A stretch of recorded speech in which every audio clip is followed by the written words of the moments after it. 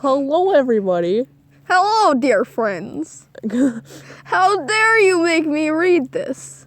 I mean, I did make it up to y'all to whether I should read it or not.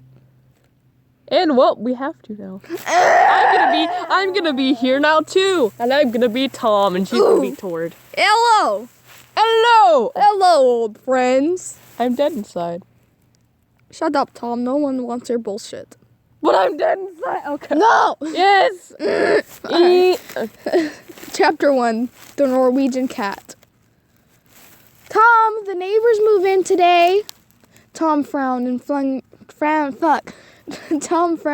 himself onto his cotton-checkered bed sheets. New neighbors were nothing interesting, just another pain in the neck. The reason he had to be woken up to be told this information was very unclear to him. In the end, they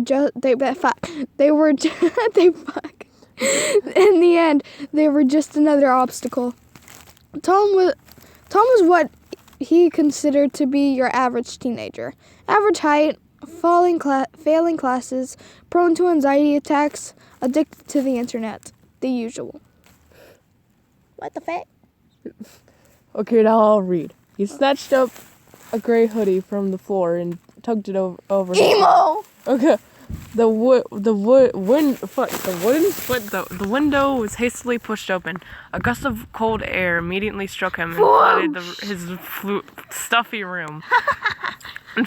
He did notice the large white moving truck parked outside the neighbor's new house, an arm's length from his own, but decided it was too early to care about it.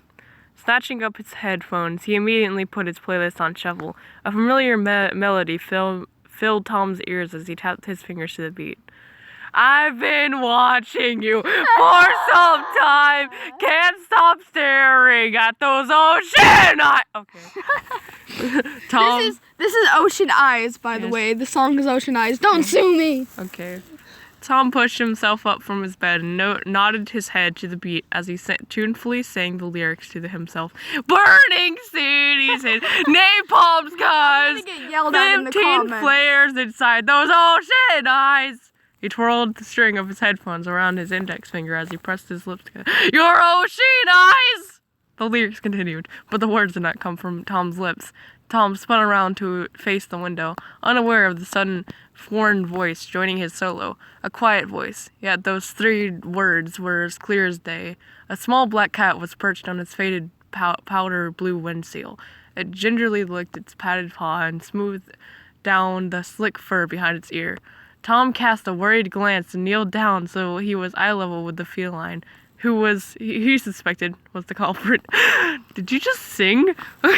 A theoretical giggle filled Tom's empty room. Sorry, the grass scared me. His deep black eyes darted around and finally locked eyes with another pair, peering out the red window frame in the house parallel to his own were the eyes of a stranger.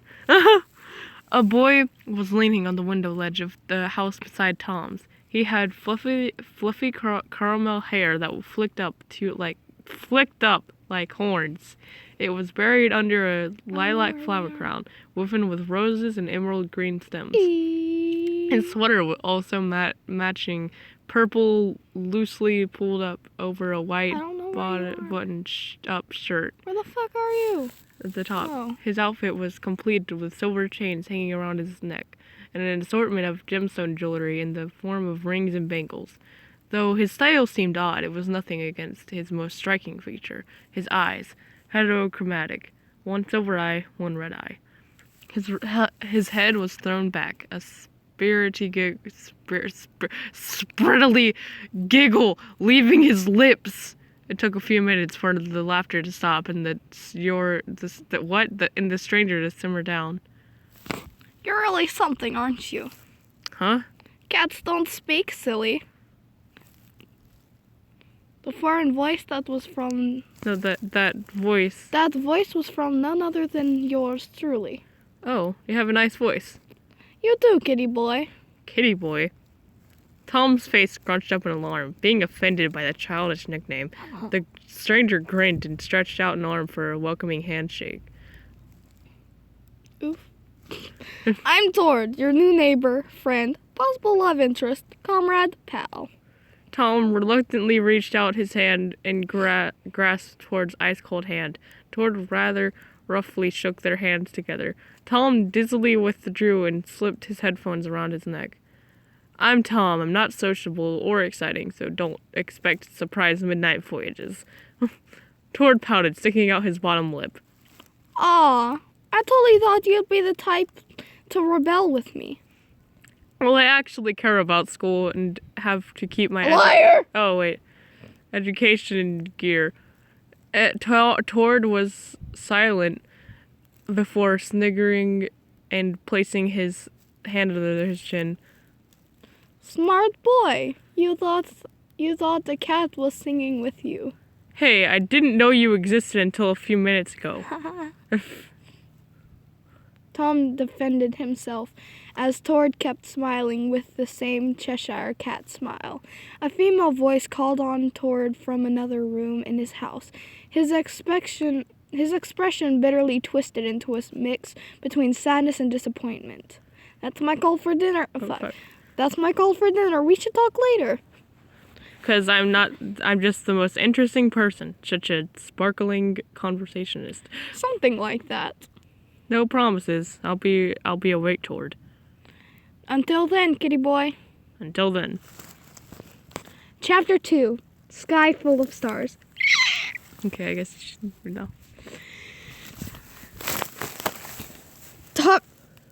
Am I the only one that saw, like... What? Okay, the thing went weird. Okay. Tom hunched himself over his oak desk. Brown rings of where coffee had spilled over the rim of his mug, staining the wooden surface. An assortment of different assignment papers were splayed messily beneath the stressed student's swollen elbows. School.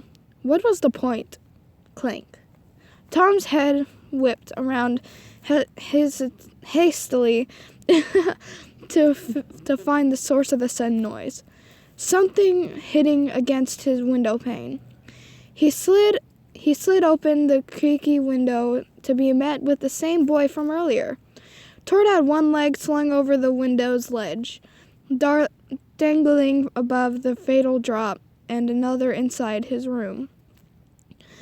His back was pushed against the slick red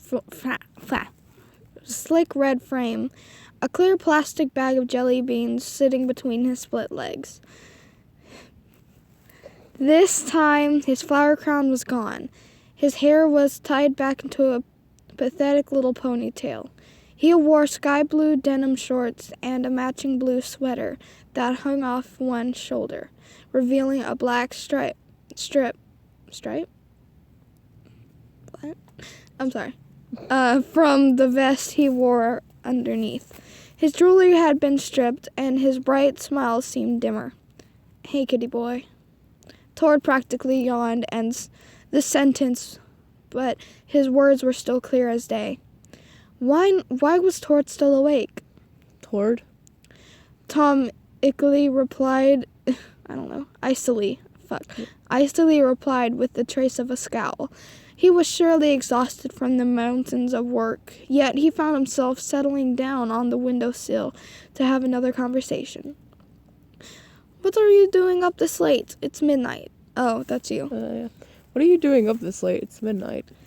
Tord's expression quickly flickered to concern. Revision, don't you have school too? Nope. Oh, yeah. Nope. Wait, no, revision. Don't you have school too? No. Wait. This part. No, because that's Wait. Norwegian grin probably. No. Okay, wait. So that's you actually. That's Tord right there. No. And that's me. And that's... Let's figure this out. What are you doing up this late? It's midnight. Tord's expression quickly flickered to concern. Revision. Don't you have school too? Nope. Domestic college tuition. The Norwegian grinned. The Norwegian grinned proudly. Huh? My tutor comes to my place to teach. Whoa. Yeah, I'm pretty cool, huh? Don't get ahead of yourself. Tord sighed and reached to grab something out of sight. He retrieved a metallic coffee flask, holding it up with shaky hands. It had miniature stars printed up the sides in rainbow colors. Tom scoffed at the design and arched a questionable brow. Stars? Duh. Lame. Lame? Stars aren't lame. They're so cool. Tord practically jumped towards the window as something sparked in his eye. Was it passion? Tom shook his head in disagreement whilst his neighbor angrily blew the wisp of steam rising from the starry spout. Do you believe in stars? Excuse me? Some people believe when you die, you become a star. Tord's eyes widened as he stared at the dark blue sky, piercing with over 1,000,000 diamond specks. Tom followed his gaze and glimpsed at the scattered stars. It wasn't like they were new. They were always there. Yeah, whatever. Stardust flows through our veins. Really? Yep, we are all stars in our own way. I wouldn't really consider myself a star. I sure would, Tom. You are pretty dazzling. Holy crap, I can't feel my feet! Tom felt a faint blush warm up his face at the compliment, but quickly shook it off. A human star. Sorry. Tord, the only way Tom could describe him. Bright, full of energy, practically radiating light. He was a star, all right. Oh, my hair just scared me. Tom sighed contentedly as Tord outstretched his hands to the sky. A finger was pointed straight upwards. You see that really bright star? They're all bright. No, the partially bright one. They're particularly. The particularly bright one. Tom squinted. Oh, wait, that's you. I guess I don't know. Tom squinted and noticed the star that was larger and glowing more than the rest. I see it. It's called Sirius, or Dog Star. Oh, Sirius A, Yeah. or a Dog Star, or Dog Star. Why Dog Star? 'Cause it's part of a constellation named Canis Major, which means greater dog in Latin. Borf? I'm sorry. So the brightest star is part of an astronomical dot to dot of a large dog? Exactly. Weird. Silence filled the air with the two. Tord gingerly slipped the contents of his starry flask and sipped the contents of his starry flask and snuck a glance over at Tom. You know, Tom, you're a good guy. I am? You're the first friend I've had in a while. Oh, well, I'll try to be a good friend. I'm sure you will be. It was a normal sentence, but why did this sound so bittersweet when Tord said it?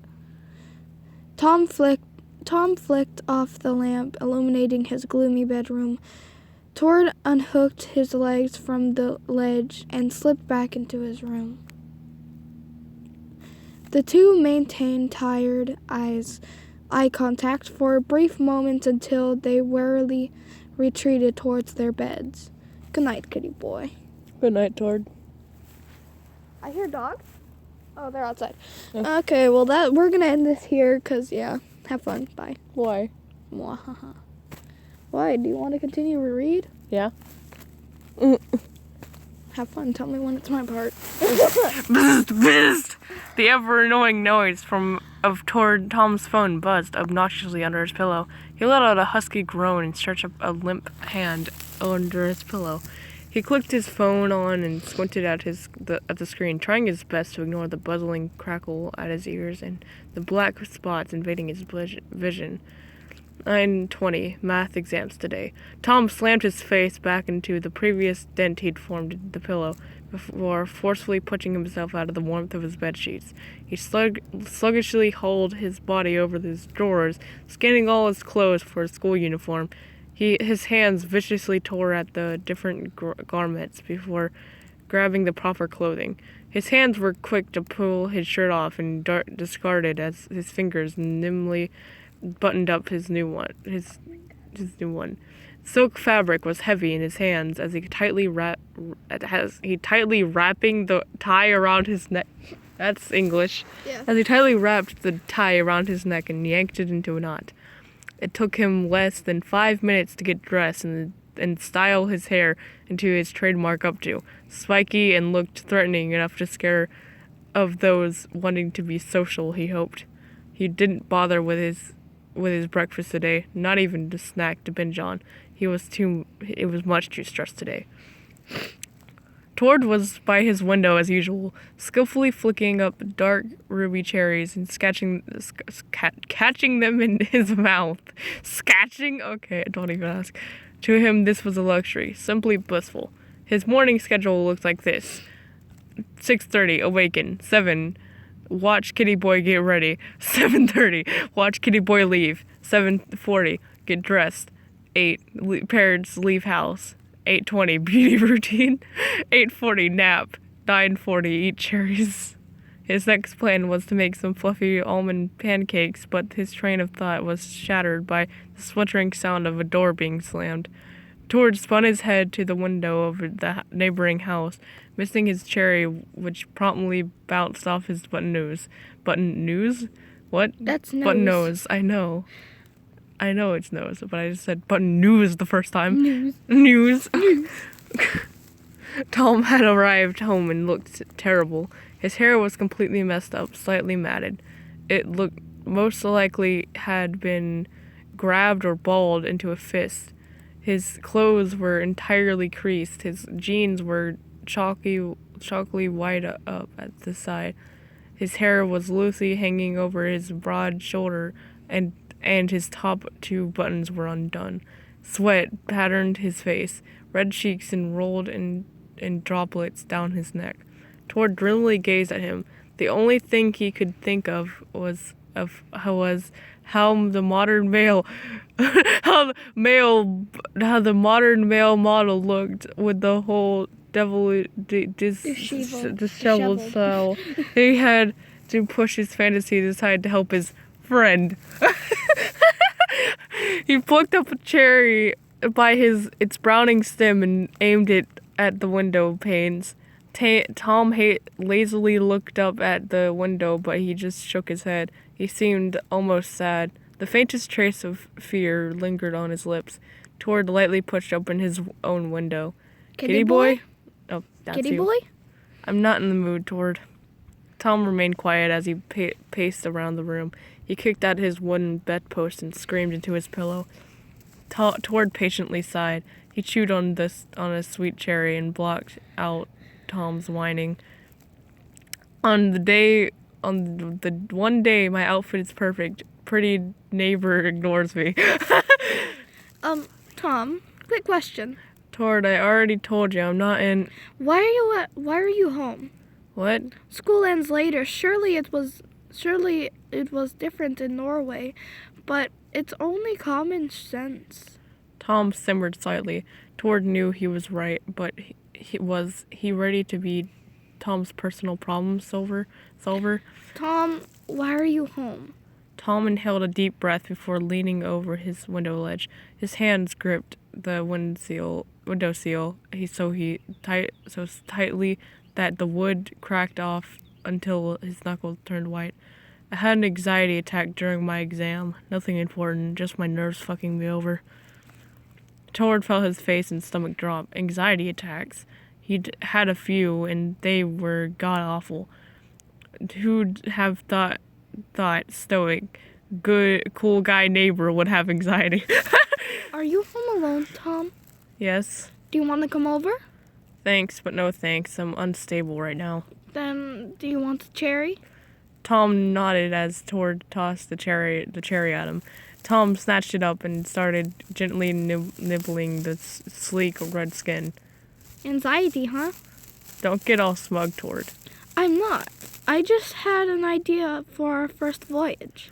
I told you, I'm not going on illegal voyages. Tord paused before adjusting his pink rose crown. Tom was still shocked at how there weren't already bees buzzing around it. What if I told you it was legal? Nope. Safe? Nope. Away from all humanity? Maybe. Tord beamed and clapped his hands together, clapped his hand joyously, like a little kid. Great! Meet me back at these windows at 9. 9 at night? Yup, wear something pretty for me. I will literally wear a trash bag with holes for my limbs. Please don't. I'm just teasing. The two boys shook on it and turned to continue their personal duties. Ooh! Oof! 9 o'clock. What Tom. did they call the waterfall? We have to find out. Yeah. Tom had settled on wearing a thin leather jacket, white V-neck, and ripped jeans. Nothing special, but he hadn't a reason to dress extravagantly. The brunette slid open his window to see a familiar boy pushing open his. Tord was wearing a blush pink cotton shirt hidden under a silky black bomber jacket with white crosses threaded into his sleeves. His hair was rather messy and slightly damp. He hadn't bothered with jewelry, but did have a single black choker. He immediately noticed Tom and waggled his fingers in a typically flirty manner. Good evening, kitty boy. Evening, Tord. You ready for an adventure? Sure. Tord swung his legs over the ledge and half twisted his body. Tom awkwardly knelt by his window ledge. There was no way he'd risk his life to go on a midnight journey with practically a stranger. Tord swiftly dropped from the window and landed on a thick branch of the tree between the houses, an old chestnut tree that had been there for generations. He rotated his head to see the nervous wreck named Tom watching from a distance. Are you mad? Wait. Oh, wait, no, that. No. Wait. Oh, yeah. Are you mad? Tom's hands rested on his hips as he pulled a baffled expression. Yes. Tord was for once dead serious. His eyes glinted against the dark night atmosphere. I'm not jumping. Please, Tom. Nope. If you fall, I'll catch you.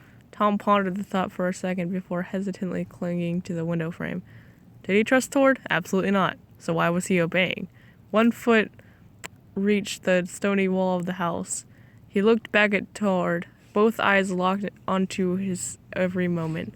Silver and red. Tord looked so different from this angle. He looked so slip, grab, thud. Tom felt his body slam into a solid object.